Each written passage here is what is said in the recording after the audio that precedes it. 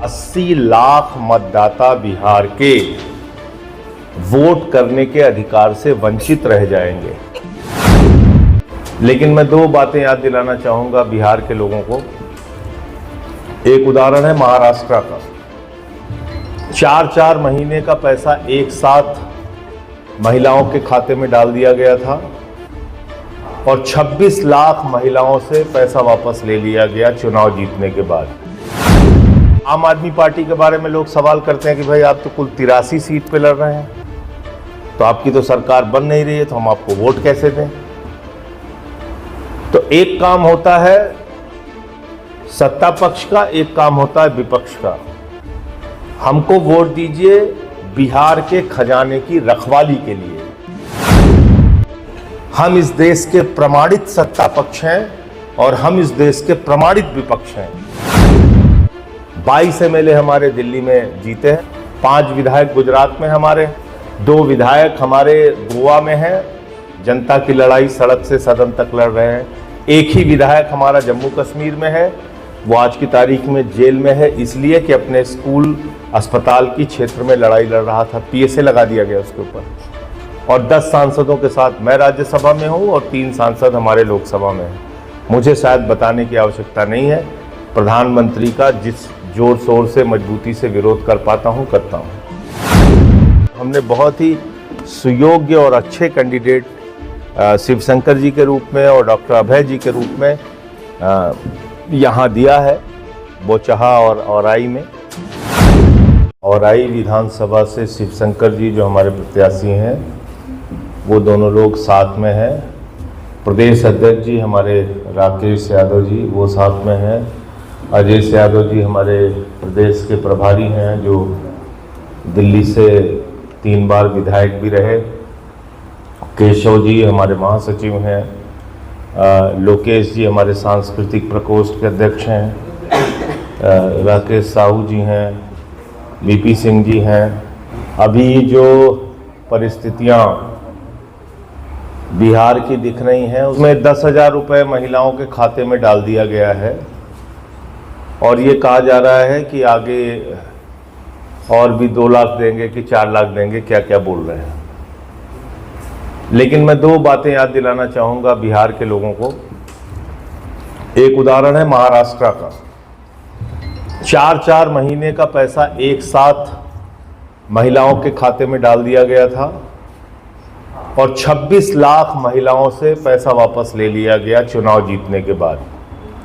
और उनका नाम, वो मासिक जो धनराशि उनको मिलनी थी उससे काट दिया गया, जो हर महीने मिलनी चाहिए थी उनको। इसी तरीके से बिहार में कर रहे हैं। चुनाव के बाद हो सकता है अगर ना रहे सत्ता में तो फिर तो ये 10,000 जो मिल गया है। गलती से अगर आ गए तो ये कितने नाम इसमें से बचेंगे, कितने दिन ये स्कीम चलेगी, इसका कोई भविष्य नहीं है। और नीतीश कुमार जी को दोबारा भारतीय जनता पार्टी कतई बनाने वाली नहीं है, तो उनके योजना पे भरोसा करके वोट देने का कोई मतलब नहीं। दूसरा विषय है वोट चोरी का, जिसको विपक्ष ने बहुत जोर शोर से उठाया था, लेकिन बाद में अब उस मुद्दे को क्यों ठंडे बस्ते में डाल दिया गया मुझे नहीं मालूम। लेकिन जहां भी जा रहा हूं मैं बोल रहा हूं और यहां भी आपके सामने बताना चाहता हूं कि लगभग 80 लाख मतदाता बिहार के वोट करने के अधिकार से वंचित रह जाएंगे, क्योंकि सितंबर 2025 तक बिहार में 18 साल के ऊपर के लोगों की आबादी है 8 करोड़ 22 लाख।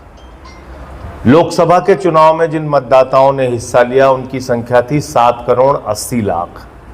एसआईआर के बाद जो लिस्ट तैयार हुई है उसमें मतदाताओं की संख्या है 7 करोड़ 42 लाख, यानी करीब 80 लाख वोट चुनाव से पहले ही काट दिए गए हैं। उनके मताधिकार से वो वंचित रह जाएंगे, नंबर 1। दूसरी बात, 5 लाख वोट डुप्लीकेट हैं, जिस पे गहन निगरानी जहां जहां से हमारे कैंडिडेट लड़ रहे हैं हमने उनको कहा है रखने के लिए, और सबको रखना पड़ेगा। तीसरी बात, 1 लाख मतदाता ऐसे हैं, 5 लाख तो डुप्लीकेट हो गए, 1 लाख मतदाता ऐसे हैं जिनमें नामों का पता नहीं है। काखा गाघा, चाचा जाझा, ताथा दादा कुछ भी लिख दिया है तो वो है। अब ये प्रक्रिया शुरू क्यों हुई थी? कहा गया था कि एसआईआर के जरिए हमें घुसपैठिया पकड़ना है, बांग्लादेशी पकड़ना है, रोहिंग्या पकड़ना है, और उसका नतीजा क्या निकला? मात्र 315 विदेशी नागरिक बिहार में मिले हैं एसआईआर की प्रक्रिया के तहत।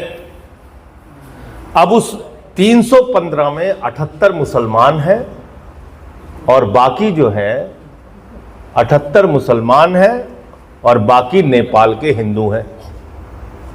तो आपने जो घुसपैठिया और रोहिंग्या और बांग्लादेशिया का हवा खड़ा किया, जिसमें अमित शाह भी शामिल थे, प्रधानमंत्री भी शामिल थे, चुनाव आयोग भी शामिल था, उस पूरी प्रक्रिया में आप कुल 315 लोगों को पकड़ पाए और आपने 8 करोड़ लोगों को परेशान किया। उनसे कहा अपना कागज दीजिए, पिता का कागज दीजिए, माता का कागज दीजिए, आपने परेशान किया।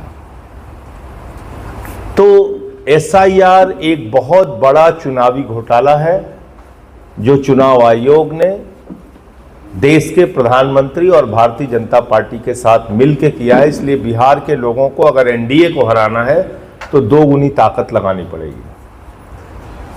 तीसरी बात, आम आदमी पार्टी के बारे में लोग सवाल करते हैं कि भाई आप तो कुल 83 सीट पे लड़ रहे हैं, तो आपकी तो सरकार बन नहीं रही है, तो हम आपको वोट कैसे दें? तो एक काम होता है सत्ता पक्ष का, एक काम होता है विपक्ष का।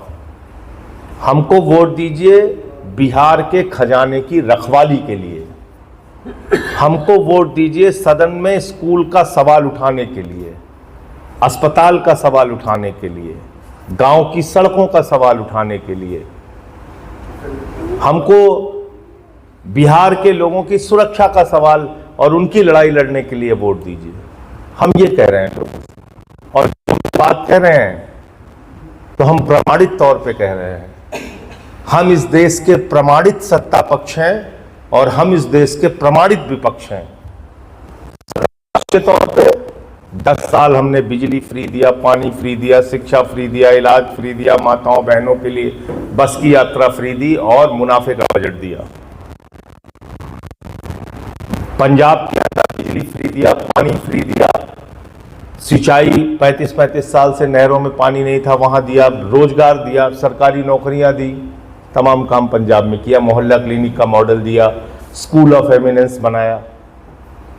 ये हमारे सत्ता पक्ष की भूमिका है। विपक्ष की भूमिका में 22 एमएलए हमारे दिल्ली में जीते हैं। 8 महीने में दिल्ली को बर्बाद किया है बीजेपी ने और मजबूती से लड़ने का काम आम आदमी पार्टी ने किया। अभी नकली छठ के घाट का उजागर भी सौरभ भारद्वाज जी ने हमारे प्रदेश अध्यक्ष जी ने किया। 5 विधायक गुजरात में हमारे हैं, भारतीय जनता पार्टी के नाक में दम किए हुए हैं। 2 विधायक हमारे गोवा में हैं, जनता की लड़ाई सड़क से सदन तक लड़ रहे हैं। एक ही विधायक हमारा जम्मू कश्मीर में है, वो आज की तारीख में जेल में है इसलिए कि अपने स्कूल अस्पताल की क्षेत्र में लड़ाई लड़ रहा था, पीएसए लगा दिया गया उसके ऊपर। और 10 सांसदों के साथ मैं राज्यसभा में हूँ और 3 सांसद हमारे लोकसभा में हैं। मुझे शायद बताने की आवश्यकता नहीं है, प्रधानमंत्री का जिस जोर शोर से मजबूती से विरोध कर पाता हूँ करता हूँ। तो केजरीवाल इस देश के, आम आदमी पार्टी इस देश के प्रमाणित सत्ता पक्ष हैं और प्रमाणित विपक्ष हैं। तो बिहार में हम आपसे बिहार के खजाने की रखवाली के लिए वोट मांग रहे हैं।